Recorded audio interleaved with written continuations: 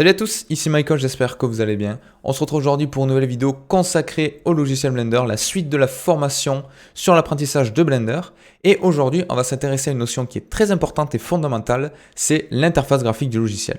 Donc une présentation générale, ensuite la manipulation et la personnalisation. Donc c'est peut-être une étape qui vous paraît anodine pour la plupart d'entre vous, mais sachez qu'elle est primordiale pour votre apprentissage. Pourquoi? Parce qu'une fois que vous allez apprendre à correctement manipuler votre interface graphique, le personnaliser comme vous le souhaitez, vous allez être beaucoup plus à l'aise et vous allez comprendre un petit peu l'ergonomie et la philosophie qui se cache derrière Blender, qui est vraiment propre au logiciel. Vous ne retrouverez pas deux fois les mêmes méthodes de travail sur un logiciel de 3D classique et sur Blender. C'est vraiment, on va dire, un petit peu deux mondes à part, même s'il y a vraiment une théorie qui est globale. Le reste est différent un petit peu. Et c'est une étape, je pense que certains d'entre vous vont se reconnaître en regardant la vidéo, qui est fatal pour la plupart des utilisateurs la première fois qu'ils lancent le logiciel. On débarque sur ça, on se dit, il y a beaucoup trop d'informations, c'est impossible. Alors là, trois scénarios. Soit on ferme le logiciel, soit on le désinstalle, soit on essaie de s'accrocher et de repérer un petit peu les éléments de l'interface graphique qui pourraient nous faire penser à des fonctionnalités. Parce que Blender regroupe à la fois de la modélisation 3D, de l'animation, des matériaux, des textures, de l'édition d'images, de l'édition de vidéos, du rendu, de la simulation. Donc toutes ces fonctionnalités-là qui sont proposées par Blender, c'est bien beau, mais il faut les regrouper. Donc forcément, on va avoir une interface graphique un petit peu fournie pour nous proposer tout ça. Il y a malgré tout un travail prononcé qui a été fait dans les dernières versions. Si vous regardez un petit peu des screenshots des versions antérieures à la 2.8, voire des premières versions, vous allez voir que ça n'avait rien à voir. Il y a un très gros effort qui a été fourni à ce niveau-là de la part de Blender. Donc lorsque vous lancez le logiciel, vous avez ceci. On a tout d'abord une sorte de pop-up en plein centre de l'écran qui représente certaines informations intéressantes. On a par exemple la version du logiciel. Donc là, moi je suis en 2.90.1. On a la possibilité de faire un nouveau fichier, donc soit General, 2D Animation, Sculpting, VFX ou Video Editing. Donc tout ceci, c'est pour créer des nouveaux fichiers vraiment propres pour une fonctionnalité que l'on souhaite. On peut ouvrir les fichiers récents, on peut ouvrir un fichier manuellement, on peut faire un recover de la last session. Donc ça peut être utile si le logiciel vient implanter. Blender, il essaie de tout packer dans un fichier qu'il appelle quit.blend et du coup on peut restaurer la session précédente et après on a des liens externes. Alors comment je fais pour fermer cette petite pop-up qui ne fait pas vraiment partie de l'interface graphique mais qui apparaît à chaque fois qu'on lance le logiciel? Je peux cliquer tout simplement à côté. Et là, on voit qu'elle a disparu. L'interface graphique de Blender peut faire un petit peu peur, comme j'ai dit, mais une fois que vous avez compris comment il fonctionne, vous allez voir que c'est relativement simple à s'y retrouver. Sachez que l'interface de Blender est divisée en panneaux, en panels. En anglais, dans Blender, souvent, on va parler de area, donc une zone de travail. Là, on en a 4. On a une vue 3D ici, on a un outliner là, on a une autre fenêtre en bas à droite, les properties, et tout en bas, on a la timeline qui est encore un autre panneau. Donc, on a 4 panneaux. 1, 2, 3 et 4. Chacun de ces panneaux vont avoir une fonctionnalité bien particulière. Dans Blender, qui dit un panneau, dit une fonctionnalité. Par exemple là, en grand, j'ai ma vue 3D. Donc ça, normalement, c'est l'interface par défaut. Vous devez avoir le même que moi.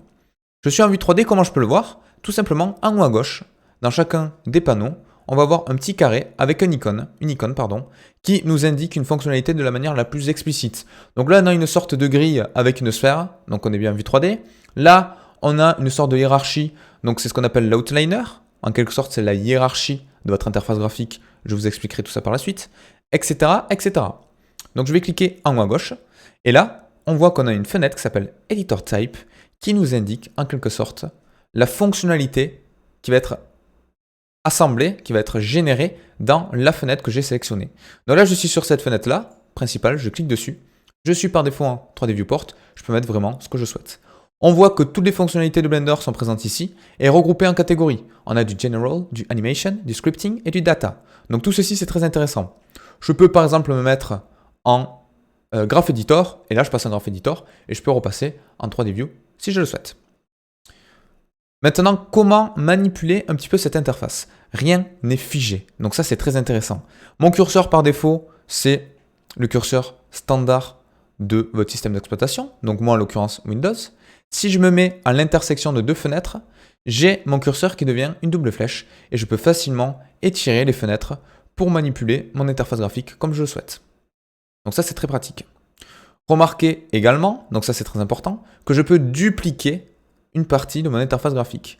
Donc ça, je l'ai déjà expliqué dans une vidéo précédente, mais je vais le réexpliquer pour que vraiment elle soit présente dans cette formation parce que c'est très intéressant, très important. Et je me suis aperçu que beaucoup de personnes qui débutaient avaient ce souci-là.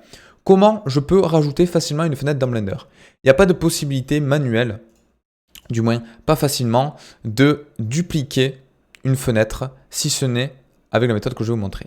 Donc je vais aller en haut à gauche de mon outliner présent ici. Je vais laisser enfoncer mon clic et je vais glisser par la droite. Et là, il me duplique mon interface graphique, mon outliner. Donc du coup, comme j'ai dit tout à l'heure, on a bien une fenêtre, une fonctionnalité, mais rien n'empêche d'avoir plusieurs fonctionnalités au sein de même Blender. Là, par exemple, je peux mettre en 3D vue, et du coup, j'ai bien une vue 3D à gauche et une vue 3D ici. On verra comment manipuler la navigation un petit peu de l'interface 3D dans la prochaine vidéo de cette formation. Mais voilà, rien ne vous empêche d'avoir 15 fenêtres avec la même fonctionnalité, avec des vues différentes. Donc ça, c'est très pratique. Et maintenant, comment je peux faire si je veux fusionner ces deux fenêtres? Beaucoup, ils essaieraient de retourner en haut à droite et ils vont à chaque fois rediviser ma fenêtre. Donc c'est très galère. Comment je fais pour les fusionner? Je vais faire l'opération inverse. Je vais aller par exemple en haut à gauche de ce panneau-là, je reste à l'intérieur, je laisse enfoncer mon clic et je glisse vers le côté. Et là, on voit qu'on a une flèche un petit peu grisâtre, un petit peu foncé, qui nous indique, attention, la fenêtre de droite va fusionner avec celle de gauche, et si je lâche, on a bien une fusion qui apparaît, et je peux facilement, du coup, faire comme ceci. Ok. Donc maintenant, un autre raccourci qui est intéressant à connaître, c'est tout simplement le raccourci CTRL espace. Donc des raccourcis clavier, j'espère que vous n'êtes pas trop fâchés avec ça, parce qu'il va y en avoir pas mal dans Blender. CTRL espace, ça va indiquer à Blender que l'on veut travailler en plein écran sur le panneau actif. Comment définir un panneau en tant qu'actif? C'est tout simplement le panneau qui est survolé par mon curseur. Donc là, le panneau actif, il va être en haut à droite. Là, le panneau actif, il va être au milieu, la vue 3D. Donc par exemple, je mets mon curseur ici, je fais CTRL espace, et j'ai bien un passage en full screen, en plein écran, sur ma vue 3D. Donc ça me permet de travailler, on verra que ça peut être parfois utile, et je peux refaire un CTRL espace pour me remettre dans la vue précédente. Si jamais je ne sais plus trop où j'en suis, en haut, on peut faire un Back to Previous, il me remet dans l'affichage précédent. Parce qu'en fait, quand je fais CTRL Entrée, certes, ça me met un affichage en plein écran, mais en fait, ce qui se passe, c'est que je me crée une sorte de zone de travail. Ces zones de travail sont présentes en haut. Donc, elles s'appellent des workspaces, donc c'est la traduction en anglais tout simplement, et on en a un certain nombre. On a par défaut le layout, qui est celui de base que je peux modifier, et Blender nous propose automatiquement une organisation de fenêtres, de panneaux, optimisés pour ce que vous voulez faire en termes de travail. Imaginons que vous voulez faire du modeling, de la modélisation, vous allez cliquer sur modeling, et là lui-même va vous organiser votre interface graphique de manière à vous l'optimiser pour la modélisation. Pareil pour le sculpting, pareil pour l'UV editing, le texture paint, le shading, donc vous en avez plusieurs, l'animation, le rendering, le compositing et le scripting. Ce qui est intéressant, c'est qu'on peut créer nos propres espaces de travail personnalisés. Donc je peux cliquer sur le plus en haut, et là il me demande, ok, tu veux le créer à partir de quoi? Soit tu dupliques l'interface courant, auquel cas j'aurai de layout, soit je peux aller dans Général, et je me dis, ok, moi je veux une version un petit peu modifiée de l'animation, qui existe déjà ici, donc je vais sur plus, General, Animation, et là, si je switch entre Animation classique et la nouvelle, donc Animation.001, on voit que c'est la même, mais du coup je peux faire vraiment mon interface comme je le souhaite, et là j'aurai vraiment deux interfaces d'animation comme je veux. Et celui-là, je peux l'appeler par exemple perso, et il sera enregistré dans mon fichier Blender, donc je peux vraiment personnaliser comme je souhaite mon interface graphique. Donc voilà, les choses à retenir, c'est que l'interface graphique est relativement souple, on a vraiment une fenêtre égale une fonctionnalité, on n'a pas vraiment de limite en termes de fenêtres. Par exemple, je peux avoir 6 vues 3D, il n'y a pas de problème, c'est à peu près tout ce qu'il faut retenir, et vous pouvez personnaliser vos propres espaces de travail.